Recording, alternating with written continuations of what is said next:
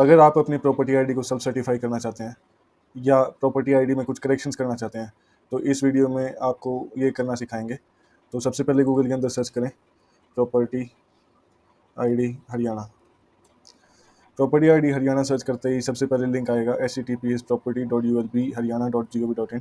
ये government site है, इस पर लॉगिन पे क्लिक करें।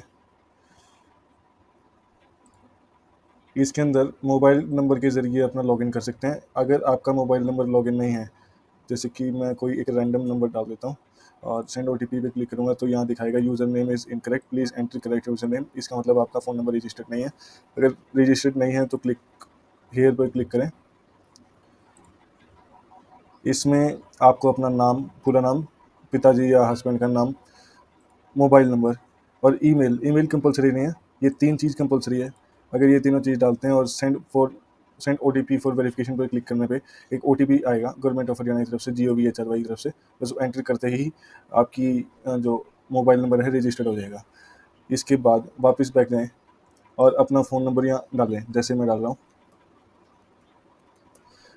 यहाँ मोबाइल नंबर डालते ही एक ओटीपी आएगा, सेम जो पिछला जैसे ओटीपी आया था। लॉगिन के लिए ओटीपी आया है, ये मैंने ओटीपी डाल दिया और ओटीपी डालने पे लॉगिन करते ही आपके सामने इस तरह का होम पेज आएगा। अगर आपके उस फ़ोन नंबर से रजिस्टर्ड कोई आईडी है, प्रॉपर्टी आईडी आपकी कोई रजिस्टर्ड है इस नंबर पे, तो बिल्कुल सामने आपको सारी प्रॉपर्टी शो कर देगा, जिसकी इस केस में हमारे इस नंबर पे कोई भी प्रॉपर्टी आईडी रजिस्टर्ड नहीं है, तो कोई भी प्रॉपर्टी आईडी शो नहीं करेगा। तो सबसे पहले सर्च प्रॉपर्टी पे जाना है अपनी प्रॉपर्टी आईडी को सर्च करने के लिए। म्यूनसिपैलिटी सेलेक्ट करनी है, आपकी कोई भी म्यूनसिपैलिटी सेलेक्ट हो सकती है, जैसे आप सोनीपत के हो सकते हैं, गन्नौर, होटल या कुछ भी। तो इस केस में मैं यमुनानगर सेलेक्ट कर रहा हूँ। यमुनानगर सेलेक्ट करते ही आपके पास या तो आप प्रॉपर्टी टैक्स भरते हैं तो आपके बिल पे या पेमेंट रिसिप्ट पे प्रॉपर्टी नई वाली होगी, जिसमें 8 कैरेक्टर होते हैं अल्फान्यूमेरिक, मतलब ABCD और 1 2 3 नंबरों में कुछ बना होगा। अगर आपके पास नई आईडी नहीं है तो आपके पास हो सकता है कि पुरानी आईडी हो करीब 10 डिजिट की, जिसमें C और U यूज़ होता है, वो भी अल्फान्यूमेरिक होती थी पहले। अगर वो भी नहीं है तो आप जिसकी यहाँ कॉलोनी में रूप नगर कुछ भी जो भी कॉलोनी उसमें लिस्टेड है वो सर्च कर सकता हूँ। ऑन मैप सर्च करते ही आपके पास ये एक मैप बना के दे देगा, जिसमें ये GPS मैप है। इसमें जैसे ही मैं थोड़ा और जूम करूँगा तो ये इतने सारे मार्कर्स शो कर देगा। मार्कर्स शो करने पे आप किसी भी मार्कर पर अगर क्लिक करते हैं तो इस तरह से शो करेगा आपकी प्रॉपर्टी आईडी, ये वाली जो नई है, और कुछ छोटी मोटी डिटेल जैसे ओनर का नाम क्या है, प्लॉट एरिया, और प्रॉपर्टी किस रेजिडेंशियल है, शॉप है या मिक्स यूज़ में है। तो अगर इस तरह से शो करता है तो आपकी अभी तक सेल्फ सर्टिफाई हुई नहीं है प्रॉपर्टी आईडी। और अगर इस तरह से शो करता है इसकी यहाँ not available for public view आ रहा है, मतलब ये सेल्फ सर्टिफाई हो चुकी है और ये पब्लिकली कोई इसको छेड़ नहीं सकता। तो मेन काम क्या है आपको कि आपकी अगर आईडी बिल्कुल ठीक है, जिसकी इस केस में अगर मैं यहाँ क्लिक करता हूँ तो ये अभी तक सेल्फ सर्टिफाई नहीं हुई है। अगर आपको अपनी आईडी सेल्फ सर्टिफाई करनी है तो उसके लिए आपको अपनी सबसे पहले फ़ोटो चेक करनी है, ये जो फ़ोटो अटैच्ड है, और ये लोकेशन जो मार्कर दिखा रहा है कि आपके घर के लोकेशन है या और कहीं की लोकेशन है। ये सारी डिटेल चेक करने के बाद आगे चलते हैं। सबसे मेन है आपका रेजिडेंशियल होना चाहिए। अगर रेजिडेंशियल की जगह वैकेंट प्लॉट या और कुछ दिखा रहा है तो आप वो चेंज कर सकते हैं। प्रॉपर्टी टाइप हाउस, ज़्यादातर चीज़ें ये ठीक होती हैं, कुछ होगी थोड़ी गलत हो सकती हैं, पर ज़्यादातर ये ठीक है। प्लॉट नंबर या हाउस नंबर अगर आपका है तो ये चेक करें, मतलब इन केस कोई भी डिटेल इसमें से गलत हो सकता है, इसकी आपका प्लॉट साइज गलत या एरिया गलत, या ये कवर्ड एरियाज की यहाँ 0 दिखा रखा है, एक्चुअली वहाँ बना हुआ है। तो आप अपना प्लॉट एरिया फुट में ध्यान रहे और यहाँ गज में है, तो ये अपडेट कर सकते हैं। अगर आपका ये सब सही है तो आप इस पर यस करेंगे, अगर नहीं है तो नो पे करेंगे। नो पे क्लिक करते ही अपडेट डिटेल्स पे जाएंगे तो यहाँ आपको सारा शो कर देगा, जिसकी रेजिडेंशियल है, हाउस है, इंडिपेंडेंट हाउस वगैरह सब। बस कॉलोनी नेम को छोड़ के आप सब कुछ एडिट कर सकते हैं। स्ट्रीट नेम डालना है, इलेक्ट्रिसिटी कंज्यूमर नंबर जो 10 डिजिट का होता है आपके बिल के ऊपर लिखा होगा, अकाउंट नंबर लिखा होता है तो वो डाल सकते हैं, पिन कोड डाल सकते हैं, लैंडमार्क। अगर आपका जिसकी ये 0 स्क्वायर फीट है, अगर यहीं से एडिट करना चाहो तो एडिट कर सकते हैं। एडिट करके अपना ये डिटेल भर दें। और अगर ये नहीं चढ़ा हुआ तो यहाँ फ्लोर पे क्लिक करके बेसमेंट है, first floor, second floor, ground floor वगैरह, कितना कवर्ड एरिया है, रिबेट इस पे है नहीं है, ज़्यादातर नो रिबेट होता है। अगर कोई रिलीजियस प्रॉपर्टी है उस पर रिबेट मिलता है, धर्मशाला टाइप। उस ऑक्यूपेंसी टाइप में सेल्फ ऑक्यूपाइड कर दें या रेंटेड है, पार्किंग है, जो भी आप मेंशन करना चाहे कर सकते हैं। ऐड फ्लोर कर सकते हैं अगर इनकेस आपका ये कॉलम मेंशन नहीं है, अगर है तो यहाँ एडिट करके ठीक कर दें। प्रॉपर्टी इमेज अगर गलत है तो यहाँ यस करके सिलेक्ट कर सकते हैं, इमेजेस अपलोड कर सकते हैं। और अगर आपने एरिया करेक्ट किया है, एरिया करेक्ट करने के लिए आपको सेल डीड, कन्वेंस डीड, मतलब एक तरह से रजिस्ट्री के डॉक्यूमेंट या कोई विल, कुछ भी जमाबंदी की फ़र्द वगैरह 2 MB से कम साइज़ की या जेपीजी मतलब इमेज फॉर्मेट में या पीडीएफ फॉर्मेट में अपलोड कर सकते हैं। फिर correction for address, address correct करने के लिए सबसे बेस्ट है आपका copy of electricity water bill, या और कोई आपके पास इनमें से एड्रेस प्रूफ है तो वो भी सेम अपलोड करना है। ऐसे ही अपलोड प्रॉपर्टी इमेज, इमेज एक तो यहाँ अपलोड होगी, एक 2 फोटो यहाँ अपलोड होगी, एक यहाँ अपलोड होगी। बेहतर रहेगा कि आप जीपीएस कोऑर्डिनेट वाली फ़ोटो अपलोड करें। अपलोड डॉक्यूमेंट, तो इसमें इसी प्रॉपर्टी इमेज से रिलेटेड कोई प्रूफ देना है कि आपने उसी जगह की फ़ोटो खींची है, तो ये उसमें डाल सकते हैं। या अगर जमाबंदी in case of agriculture category, अगर कोई एग्रीकल्चर लैंड है तो उसमें अपनी जमाबंदी फ़ोटो अपलोड कर सकते हैं जो आगे पास होगी। उसके बाद रिमार्क्स लिखे कि मेरी फलाना चीज़ ऐसे से ठीक कर दी जाए, जो भी हमने ऊपर दी है, और सेव ड्राफ्ट करके आगे चलें। तो सेव ड्राफ्ट करने पे आपके पास यहाँ पे इस एरिया में पुरानी और इस एरिया में नई डिटेल्स को दिखाएगा, ताकि आप मैच कर सकें कि आपकी कौन सी डिटेल सही है गलत है। मोबाइल नंबर से पहले मैं एक बार ओनर डिटेल के बारे में बता देता हूँ। ओनर डिटेल में अगर ये भूपेंद्र वालिया जिसकी आपकी स्पेलिंग अगर सही है तो मोबाइल चेंज करना आसान है, स्पेलिंग मिस्टेक भी ना हो, बिल्कुल जो फैमिली आईडी के अंदर है वही अगर यहाँ है तो आप मोबाइल नंबर तुरंत चेंज कर सकते हैं। अगर यहाँ ओनर नेम गलत है या स्पेलिंग मिस्टेक भी है तो आपको दूसरा तरीका अपनाना पड़ेगा, जो मैं अभी बाद में बताऊँगा। तो इन केस अगर आपका owner name, father name, gender, relation या मोबाइल नंबर इसमें से गलत है, मेन ये मोबाइल नंबर वैसे ही रेफरेंस के लिए है, ये ज़्यादा उपयोगी नहीं होगा, इसमें बस दिखाने के लिए होता है, मेन सही नंबर यहाँ होता है।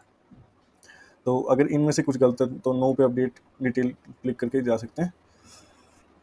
ओनरशिप टाइप इंडिविजुअल, इनमें से अगर मान लो एक या दो के, एक की जगह 2 पे या 3 4 कई सारे बंदे के नाम हैं तो पार्टनरशिप में जाए, कंपनी का नाम है तो कंपनी या फर्म, स्टेट, बिल्डिंग और ये सारी काफ़ी हो सकती हैं, पर ज़्यादातर लोगों के लिए इंडिविजुअल या पार्टनरशिप होगी। अगर एक के नाम है तो इंडिविजुअल, अगर कईयों के नाम है तो प्रॉपर्टी पार्टनरशिप में सेलेक्ट कर लें।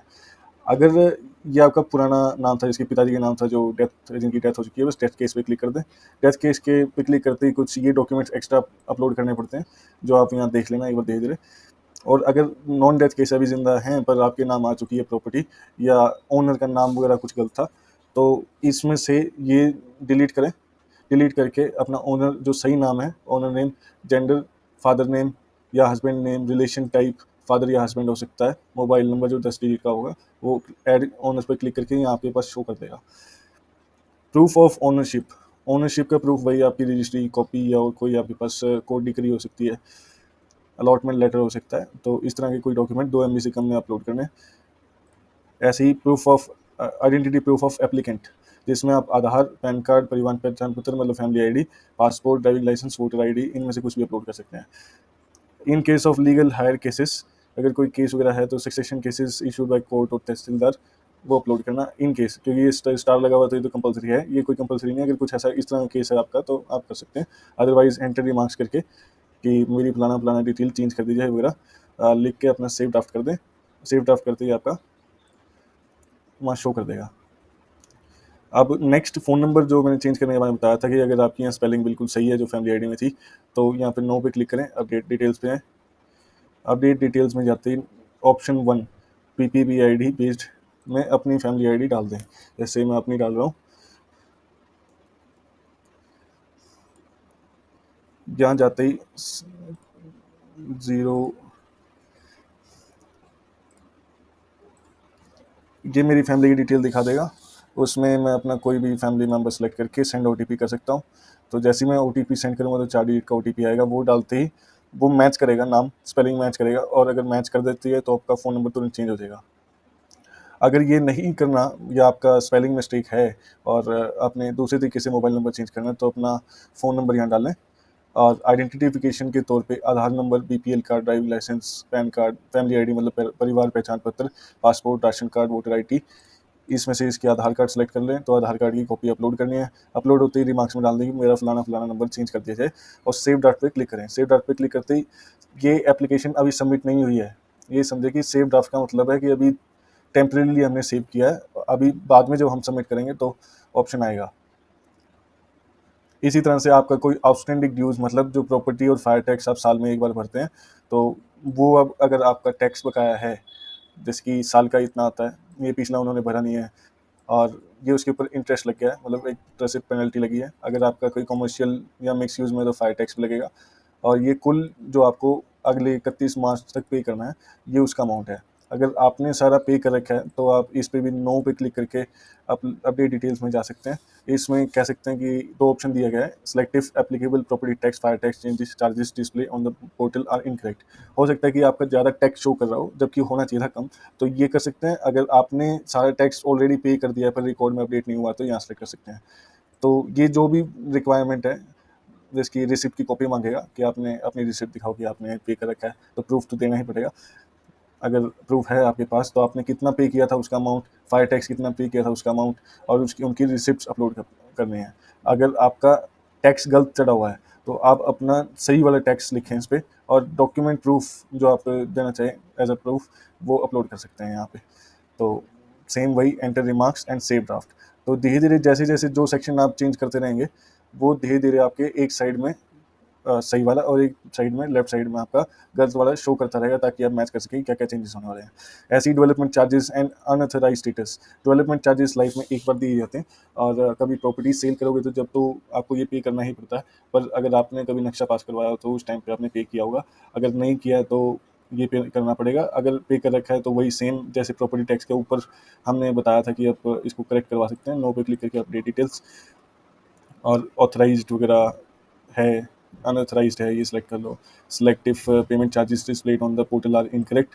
हो सकता है कि आपका टैक्स इनकरेक्ट हो, ज़्यादा लगा दिया गया हो गलती से, कुछ एरर हो सकते हैं, ह्यूमन एरर हो सकते हैं, टेक्निकल एरर हो सकते हैं।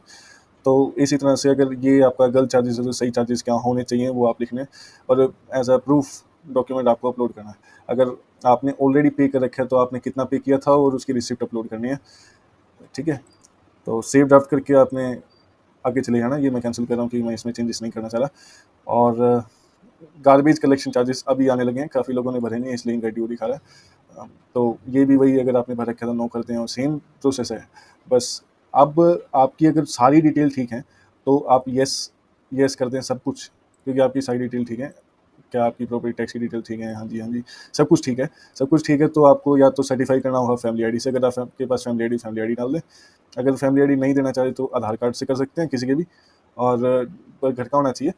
और अगर आपके पास आधार कार्ड भी नहीं है, अगर आधार कार्ड है तो आधार कार्ड नंबर डाल के ओटीपी आ जाएगा बाद में, उससे वेरीफाई हो जाएगा। अगर नहीं है तो आप जो भी आपके पास इसके मोबाइल नंबर रजिस्टर्ड इन परिवहन पहचान पत्र, ये आपकी फैमिली आईडी शो कर देगा। फैमिली में ये उनके मेंबर्स हैं।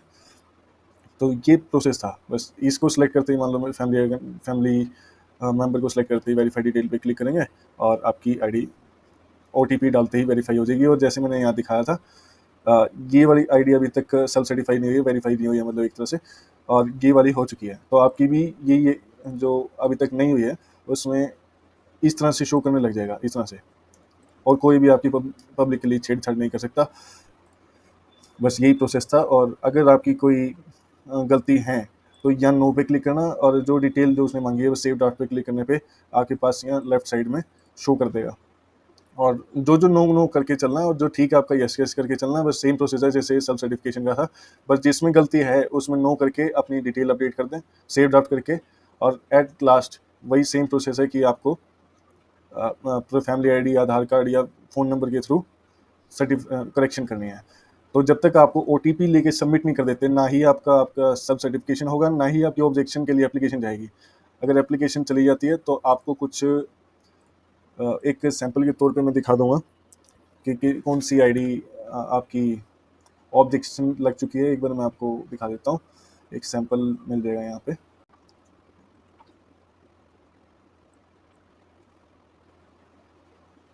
ये है, जैसे आपकी अगर ऑब्जेक्शन रेज हो जाती है, तो ऑब्जेक्शन रेज होने के बाद note objection already raised on this property ID, you can not make payment और raise objection until the objection already raise is clear.